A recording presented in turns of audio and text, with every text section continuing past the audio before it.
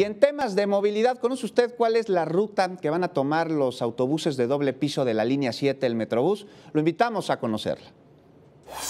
El miércoles pasado fueron presentados los primeros 6 camiones de doble piso que serán utilizados en la línea 7 del Metrobús.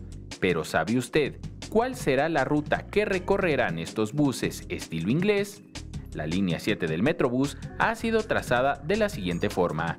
El denominado tramo troncal iniciará en Indios Verdes, continuará por Calzada de los Misterios, cruzará circuito interior para conectar con Avenida Paseo de la Reforma, en donde las obras avanzan con la pavimentación del carril confinado. Este nuevo modelo de camión llegará hasta la Fuente de Petróleos. En total se han estimado 32 estaciones conectando con las líneas 1, 3, 4 y 6. En total serán 90 unidades de doble piso las que circularán desde la estación Indios Verdes hasta Fuente de Petróleos. Han informado las autoridades que 7 de cada 10 usuarios podrán viajar cómodamente sentados.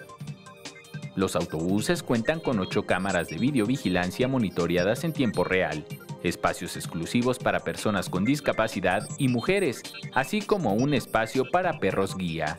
Su tecnología es Euro 6 con bajas emisiones contaminantes y una capacidad para 130 pasajeros. El llamado tramo complementario correrá de Fuente de Petróleos a Santa Fe, ya con buses de entrada baja que recorrerán 38 estaciones contando las 2 terminales. Con imágenes de Liber Rodríguez y Javier Cordero, Enrique Muñiz, 21 Noticias.